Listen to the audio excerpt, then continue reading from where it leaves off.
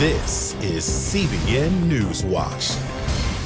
Thank you so much for joining us for this first edition of CBN NewsWatch. I'm Efrem Graham. In our first half hour, the death toll continues to climb in the horrible wildfire in Northern California, and now the number of people missing has also shot up dramatically. At the same time, a major snowstorm hits from the East Coast to the Midwest, and that incredibly tight Senate race in Florida. We're going to get another recount, this time by hand. Plus, he was lost at sea for an incredible 49 days, but he survived. We're going to hear his miraculous story of faith during his ordeal. We'll have all those stories and so much more in this first half hour of CBN Newswatch. We want to begin, though, with that deadly wildfire in Northern California. The death toll there has now climbed to 63.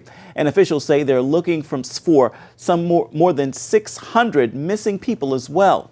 The Northern California Camp Fire is just 40% contained. It's displaced more than 50,000 people who don't know when they'll be able to go back into their neighborhoods. Governor Jerry Brown and the Secretary of the Interior, Ryan Zinke, visited some of the neighborhoods Thursday. We got to recover, and that recovery will happen. Yesterday is the worst fire I've seen. Paradise, unfortunately, likely will not be the same city. Our Heather Sells joins us now. She's following the story for us today as this tragedy continues to unfold. So, Heather, the number of missing is incredible, 631. Right, it jumped 500 in the last day, so it's catching a lot of people by surprise. But what authorities are trying to do is say, hey, look, these are all the people. We really don't know where they are. They may be fine, but we want to find out that indeed they are fine. So, yeah, it is catching a lot of people by surprise, that high number. Indeed. Now, you've reported from Redding on the car fire in August. What's it like for survivors of these? I mean, they're incredible catastrophes. Yeah, and there's so many emotions that folks are going through. And, you know, you see these pictures of people in tents, and it kind of almost looks like all is well, but they are going through so much, having been completely displaced.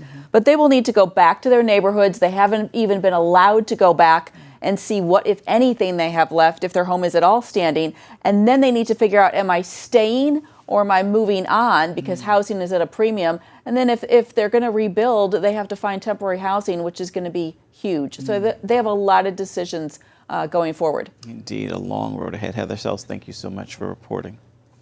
Here's a look right now at some of the major stories we're following for you today in the CBN newsroom. While California fights fires, the first major snowstorm of the season brought several inches of snow and rough weather from the south to the northeast all the way to St. Louis. The storm contributed to at least 7 deaths. Transportation hubs filled with thousands of stranded and frustrated passengers from St. Louis to the south and into the northeast. Snow, freezing rain, and sleet made driving tricky, and it also closed schools. In Alabama, it was the earliest snowfall on record by nearly 2 weeks. Florida's battle for the U.S. Senate is headed to a legally required hand recount. An initial review of ballot counting machines showed Republican Governor Rick Scott and Democratic Senator Bill Nelson separated by less than 13,000 votes. The order gives 3 days to recount thousands of ballots that were rejected by machines because of overvotes. However, the recount for Florida's governor's race between Republican Ron DeSantis and Democrat Andrew Gillum ended, showing DeSantis with a large enough advantage over Gillum to avoid a hand recount in that race. Just 1 week after facing off against one another in a brutal Senate contest, Republican Senator Ted Cruz and Democrat Beto O'Rourke bumped into each other at Bush Intercontinental Airport, and their encounter went viral. A college student witnessed the whole thing and shared it on Facebook, calling it wholesome and saying, "This is America." Click 2 Houston reports the two were waiting to board the same flight when Beto noticed Cruz and walked over to congratulate him on his re-election campaign. The tweet noticed it was the first time they had seen each other since the election and said their entire conversation was talking about how they could move forward together. It was an encounter some say is proof civility is alive in America. You can find more in these stories throughout the day at cbnnews.com. It was a story that made news around the world. A 19-year-old Indonesian man was lost at sea for 49 days, but he managed to survive because of one possession that helped to give him hope. Lucille Toulousan brings us this miracle story. In the middle of a summer storm at sea, heavy wind snapped the moorings of Aldi Adilang's fishing raft. On that late July night, he was suddenly swept into the Pacific Ocean. When I drifted away, I was not scared at first because I thought it's okay. Some boat will see me and rescue me. But after many weeks passed, I began to be fearful. What if no one sees me? After a few days, Aldi's food and water ran out. He survived by catching fish and cooking them by burning wood from his hut. He sipped seawater through his clothes. Aldi began to grow desperate.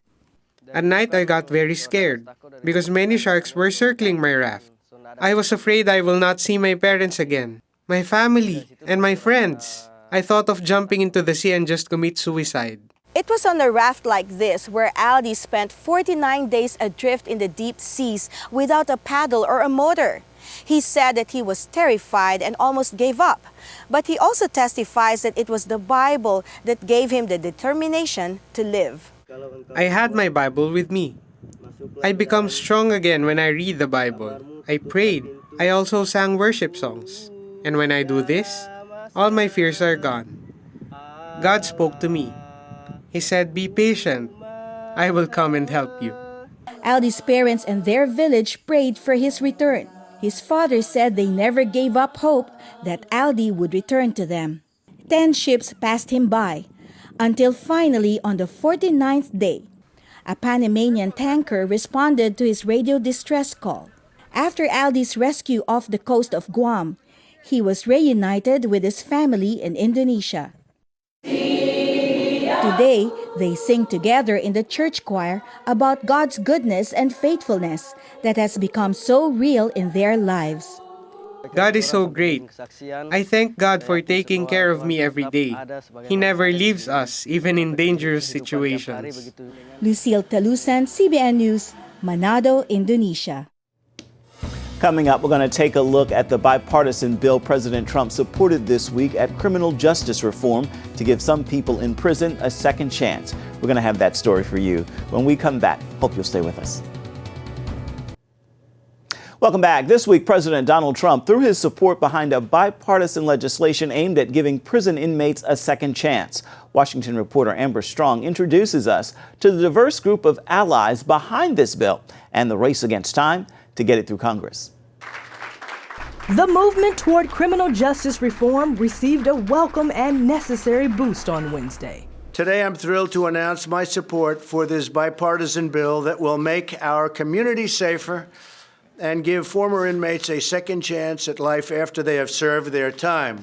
The clock is ticking on Congress's chance to make real changes to the criminal justice system. And while things couldn't be more divided here on Capitol Hill, advocates say the time to act is now. They include Kelly Paul, wife of Senator Rand Paul. I came to this issue a little bit through my work in Kentucky, visiting various halfway houses, recovery centers like the Hope House and the Isaiah House, and realizing how pervasive our drug problem is and how we need alternatives to incarcerating people. Paul also saw how prison life specifically affected female inmates. People are not aware of some of the things that were going on in our prisons. First and foremost, women who were giving birth were being shackled. For Paul, fixing the problem reaches directly to the heart of justice, right and wrong. If you look at the numbers, that whites and blacks use drugs at the same levels, but if you look at the rates of incarceration, people of color are incarcerated at much higher rates. I'm a conservative, but I always say, big government really hurts people from all walks of life. I think a lot of times when progressives hear conservatives talk about big government, they think we're just concerned about taxes or overregulation or business or economics. But really, this is a civil rights issue. So Mrs. Paul is doing something she says her friends aren't used to seeing, bringing her desire to right those wrongs straight to Washington. And she's not alone. The push for criminal justice reform extends far beyond the halls of Congress.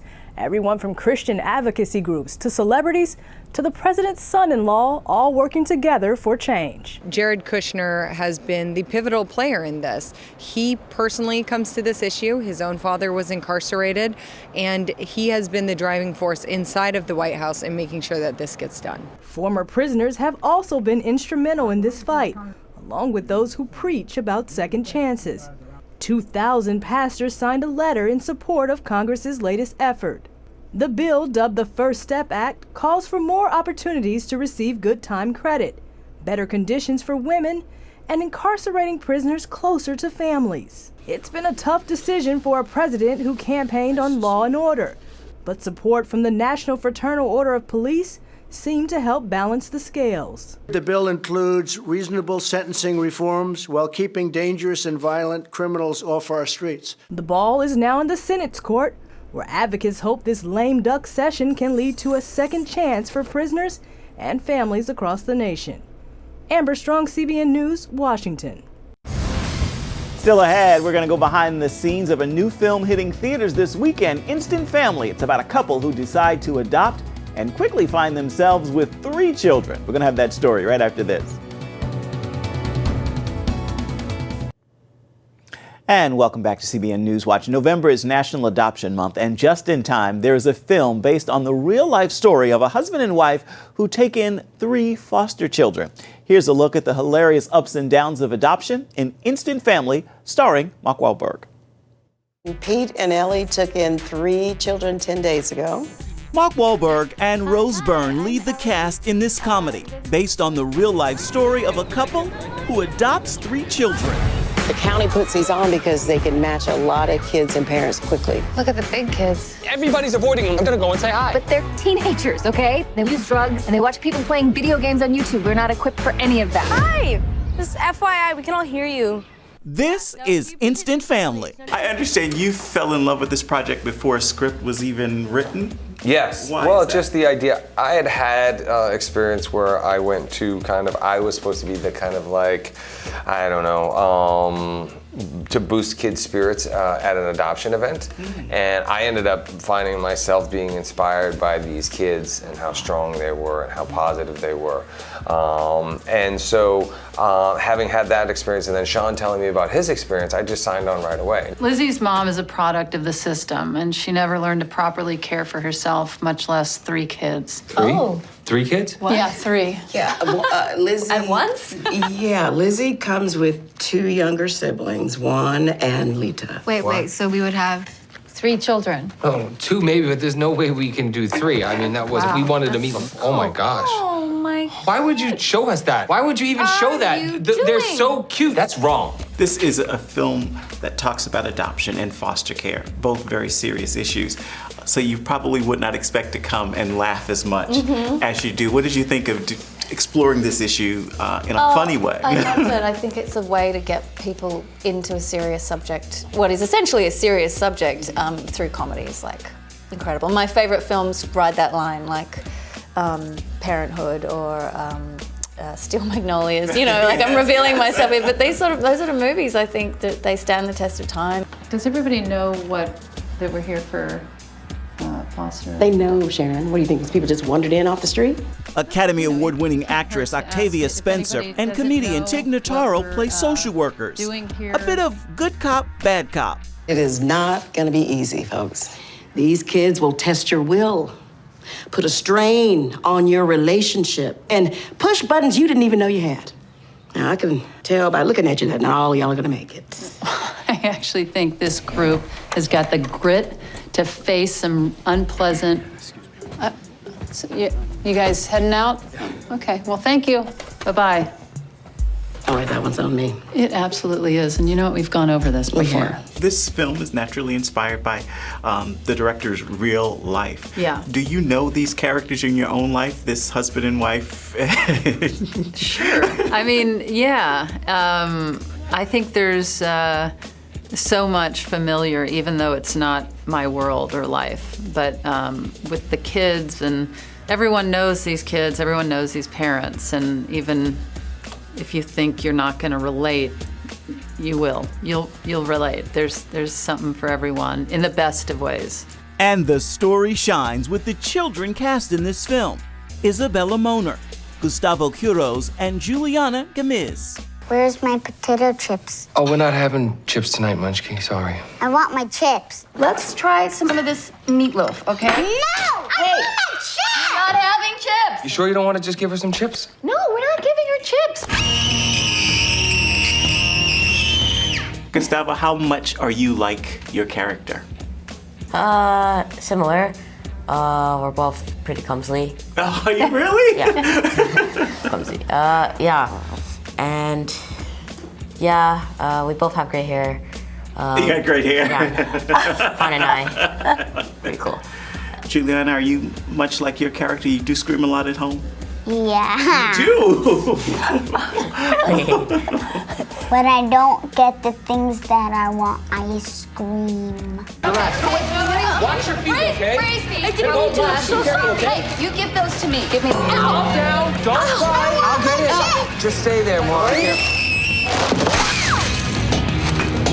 Oh! God! Oh my God, you okay? God! Hold on. Leave the ducks! What are you doing? What? I'm trying to put it out! With ketchup? Put it out! Stop it! All right. Lita? Wait. What's that noise? Why is she growling? That wasn't in the classes. I got nothing for that. She's got a knife.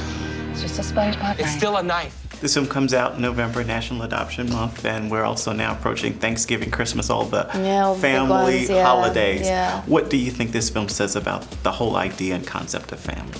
Family and faith are the most important things. And, what a family looks like today could be anything. And that's an important message to get out there. And when families are being pulled apart, it's so important to encourage people, to bring people in, to be inclusive. Yeah. And we should all, if everybody's faith and focus was on the same things, we'd be living in a much different world right now. Everybody say family. Instant Family is in American theaters today. It is a wonderfully funny and heartwarming film, but we do want to warn you it does contain some adult language. Up next, a look at how family-friendly this movie is from Focus on the Family. We've got that review coming up for you right after this. Stay with us. It's the weekend and we'll be discussing one of the new movies coming out called Instant Family. Here's a review from Focus on the Family on the film's family friendliness.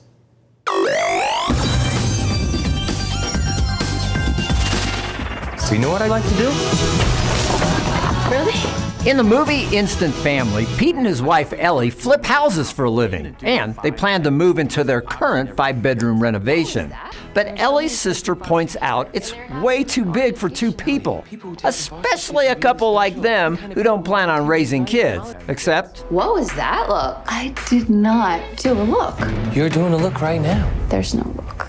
Are they planning on kids after all? Turns out Pete and Ellie decide to adopt through the foster care program.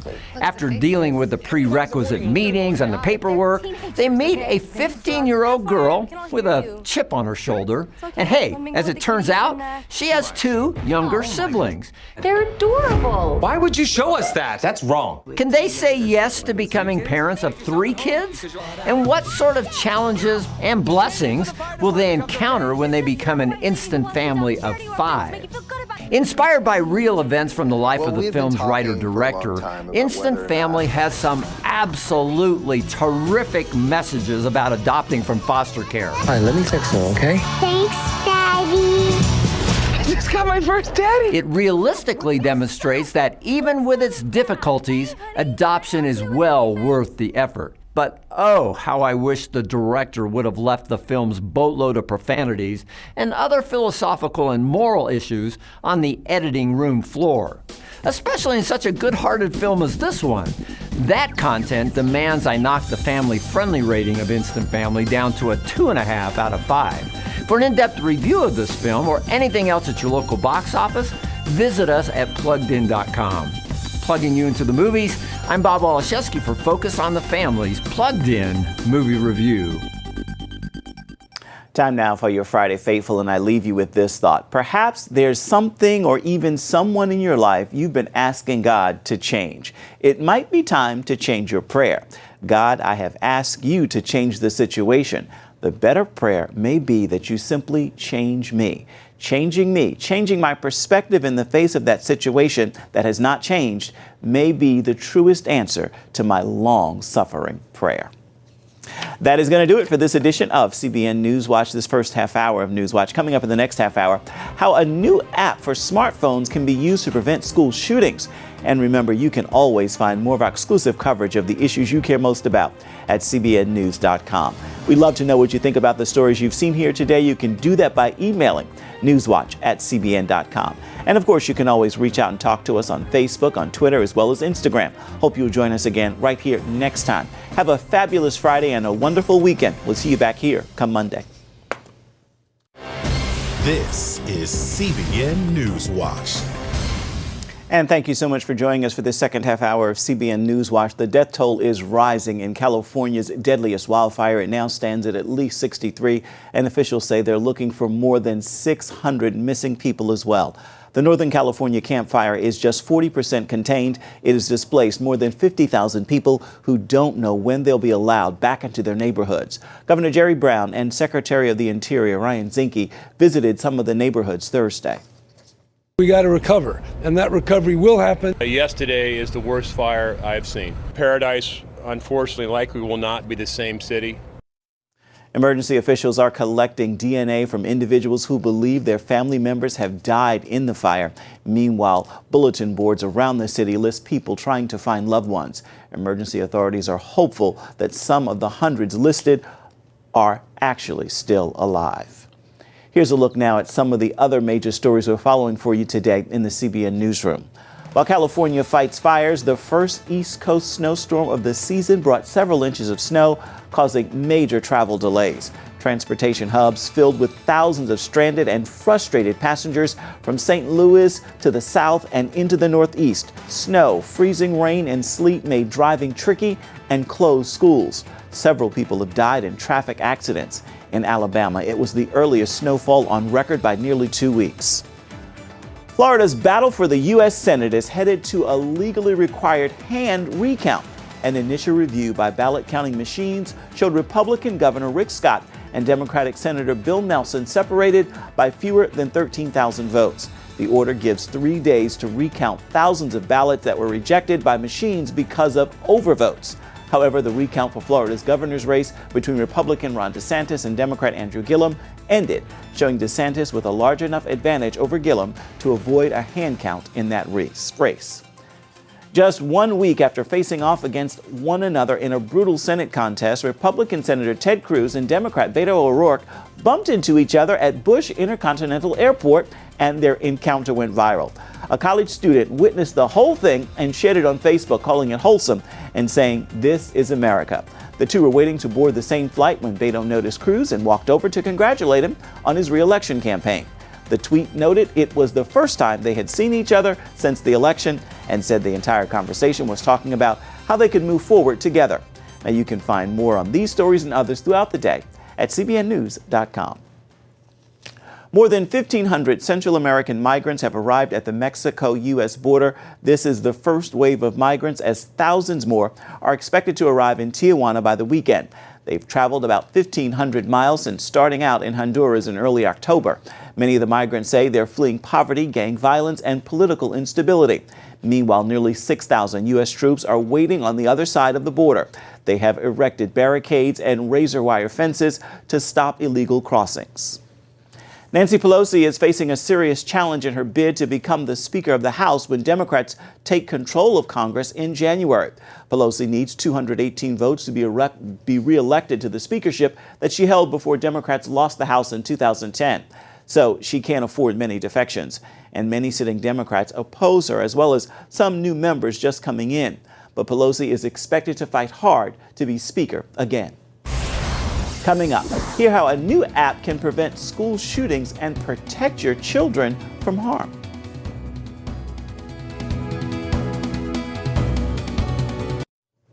Welcome back. Just last week, there was a report of an active shooter at a North Carolina school. It was later reported as a false alarm, but the reality is school shootings have become way too common in America. I spoke with Tatiana Jordan recently about an app called Bark, and its artificial intelligence is being used to actually help prevent school shootings and to protect your children from harm. It's Tatiana Jordan. She's with the app called Bark. So thank you so much for joining us. We reported on your success of your app before to help parents, especially for children in terms of suicide. Briefly tell us about that.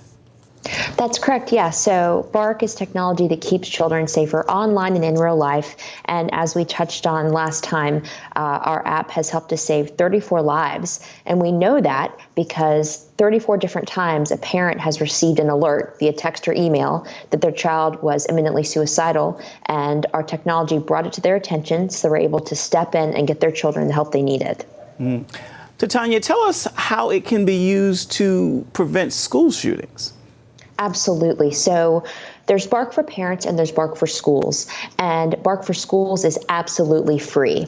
And what we know, based on our data, is that children are expressing violent thoughts and threats, both on personal accounts and devices, as well as school-issued devices and accounts. And so, based on our data, we have helped to thwart 16 school shooting threats to date. And that is happening perhaps on Snapchat or text message or Twitter or email. Children are expressing, these dark thoughts and desires. And because of our algorithm, we're able to find it, flag it, and alert parents and schools to the problem before it becomes an actual situation. If you could give us, an insider's perspective about how the technology works. How do you manage to have this success rate and do this?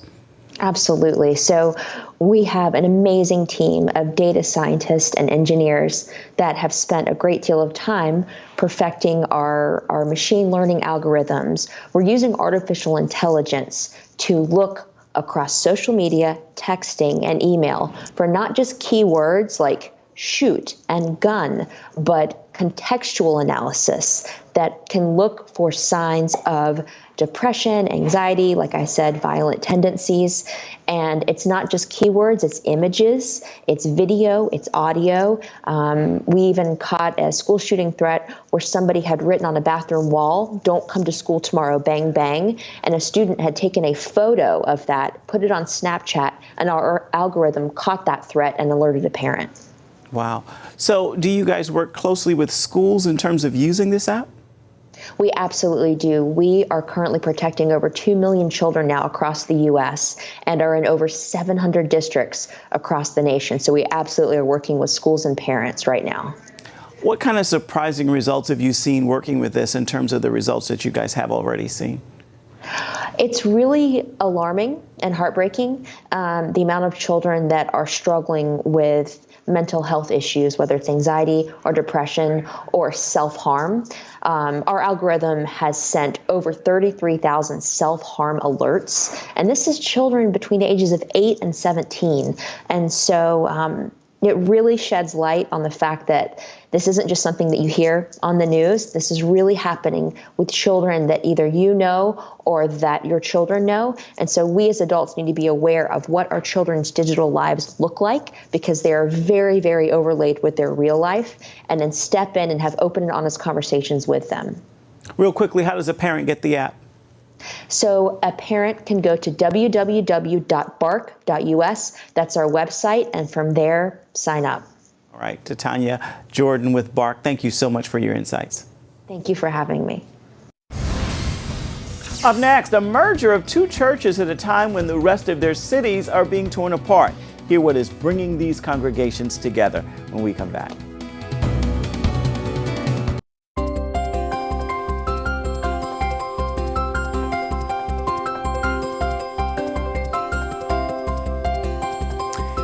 In 2016, in Charlotte, North Carolina, it erupted in a violent protest after the shooting death of a black man by a police officer. Now it is a picture of racial unity as two congregations are coming together as one. Charlene Aaron brings us the story. North Carolina's Refuge Church and House of Refuge came up with a plan to help change Charlotte's reputation from one of racial unrest to one of brotherly love. Pastors Jay Stewart and Derek Hawkins felt the best way to bring blacks and whites together started with worship. The result? This first service of the newly blended Refuge Church. Pastor Stewart leads the main campus of the multi-site church. And the cry of our heart has always been for revival. And the Lord cannot bring the outpouring of His Holy Spirit unless there's real unity. Hawkins pastors the 200-member House of Refuge in Greensboro, which recently joined the larger group. 2 years ago, when Hawkins became pastor, he reached out to Stewart for advice. After a series of meetings, the two men explored the possibility of becoming one church. Nobody was looking for a merger. I just wanted to help this church, in Greensboro to transition well. And so we were meeting on a regular basis. And a year ago, which was November of 2015, while we were meeting, I felt strongly prompted by the Holy Spirit to ask them a question. Have you ever had conversations about becoming a campus of the refuge? We would have meetings and talk about, racism and, what we both had to endure coming up. He would share his stories. I would share my stories.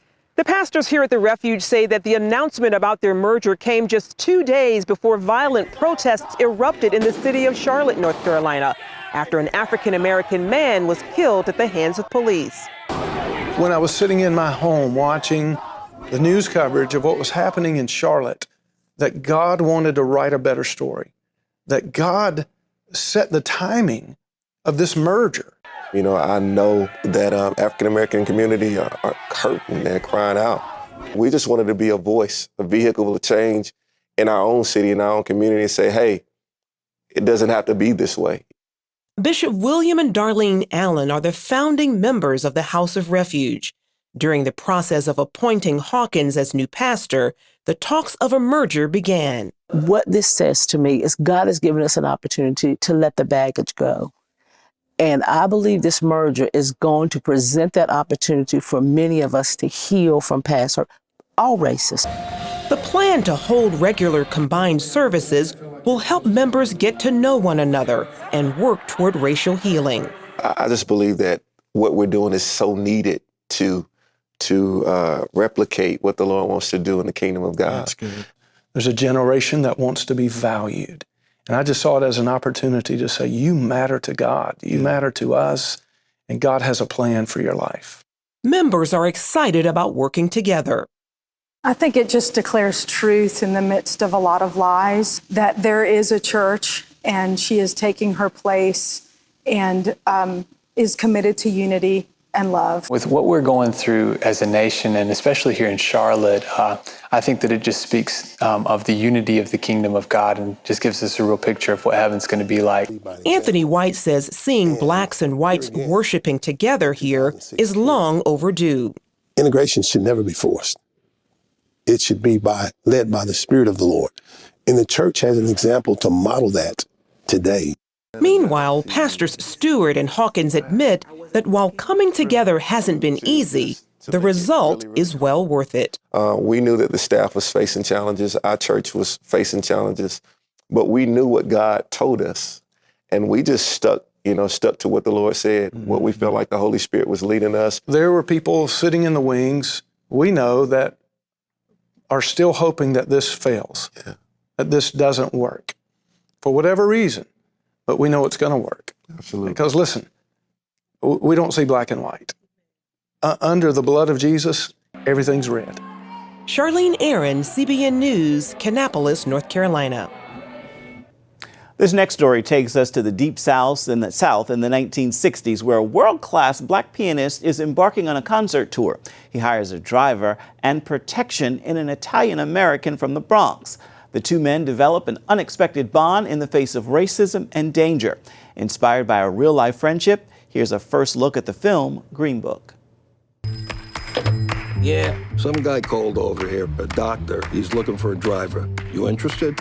I am not a medical doctor. I'm a musician. I'm about to embark on a concert tour in the Deep South. What other experience do you have? Public relations. Do you foresee any issues in working for a black man? You in the Deep South? There's gonna be problems. Promise me you're gonna write me a letter.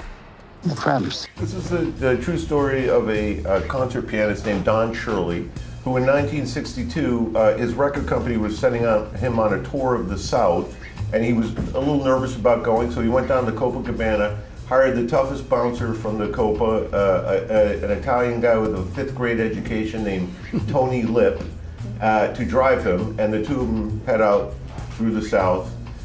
in a car together. Tell me that don't smell good. I've never had fried chicken in my life. You people love the fried chicken. You have a very narrow assessment of me, Tony. Yeah, right? I'm good. We will be interacting with some of the wealthiest people in the country. It is my feeling that your diction could use some finessing. Fana, but why you break my balls? Because you can do better, Mr. Valalonga. Hey, good evening. I prefer not to get grease on my blanket. Ooh, I'm gonna get grease on my blanket. Don Shirley just popped off the page in such an extraordinary way, and I had never played anything like that. And honestly, I've never seen that guy on screen before. So selfishly, that. And I think also the story was so strong. This gentleman says that I'm not permitted to dine here. I'm afraid not. How does he smile and shake their hands like that? Because it takes courage to change people's hearts. I've never played an Italian American, but I'd never played anyone from New York City either. I was born in New York City and I've never played someone from there, so I was kind of worried about being up to, the standard of the best of them. But I got so much help from the Valalonga family, Nick Valalonga and his family, about, just things about mannerisms, the way of speaking, mindset of their dad, Tony Lip, that I stopped worrying about it after a while because I had a vote of confidence from them. Dear Dolores, D-E-A-R, this is an animal. As I'm writing this letter, I'm eating potato chips, and I'm starting to get thirsty. And you know this is pathetic, right? Tell me what you're trying to say. I don't know. I miss her. Then say that. But do it in a manner that no one else has ever done it before. Something like, put this down. Falling in love with you was the easiest thing I've ever done. Nothing matters to me but you. And every day I'm alive, I'm aware of this. I loved you the day I met you. I love you today, and I will love you the rest of my life. So can I put P.S. Kiss the Kids? A P.S.? Yeah, like at the end. That's like clanging a cowbell at the end of Shostakovich's The Seventh. Right. So that's good. It's perfect, Tony. I think there's a real potential in people seeing a little bit of mirroring between the segregation of that time and the segregation of ideas that we live in now. We really are living more in a time of conservatives over here, liberals over here, and there's no cross-pollinating of ideas or experience. And if you don't have that, there's no cross-pollinating to happen for them to influence one another in a positive way and therefore actually get to know each other. Come on, get out now. You never win with violence. You only win when you maintain your dignity. You don't know your own people. You, Mr. Big Shot, doing concerts for rich people. So if I'm not black enough, and if I'm not white enough, then tell me, Tony, what am I? Green Book is in American theaters starting today. It looks very well worth it. Stay with us. We'll be right back.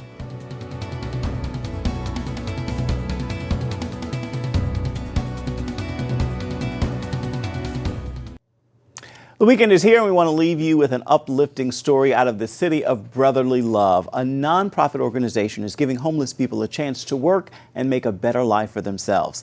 Talia Wise is on this story.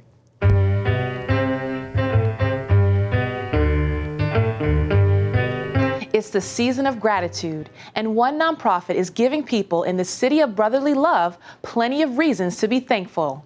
It started out as a simple act of generosity. Provide one man with the clothes he needed to land a job.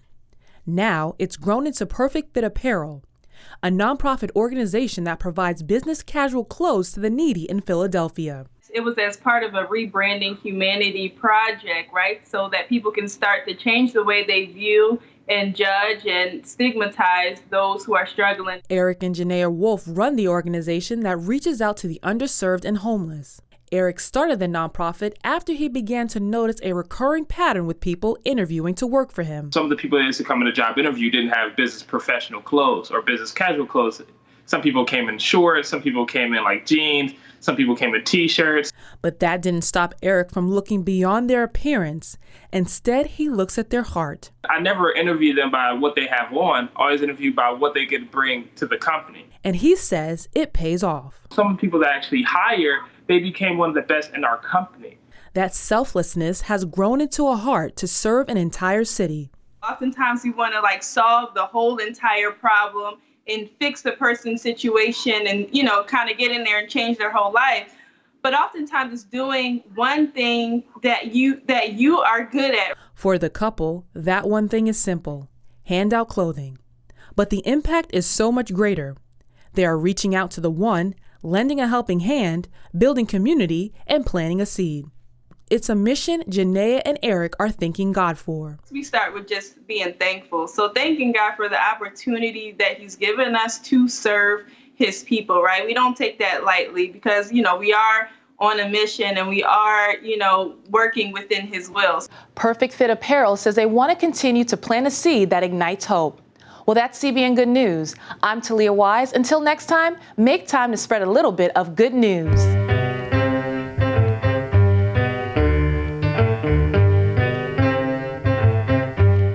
Good news indeed. Time now for your Friday Faithful. And I'll leave you with this thought as we dive into another weekend and the holiday season. In all that God is calling you to do, he is also calling you to rest. It is needed to reflect, to refuel, and even relate better with those around you. With that word, have a fantastic Friday and a restful weekend. That is going to do it for this edition of CBN NewsWatch. Remember, you can find more of our exclusive coverage of the issues you care most about always at cbnnews.com. We'd love to know what you think about the stories you've seen here today. You can do that by emailing newswatch@cbn.com. You can also talk to us on Facebook, on Twitter, and Instagram. Hope you'll join us again right here next time. Thank you so much for watching. This concludes this newscast, but the news continues 24/7 at cbnnews.com. We'll see you there.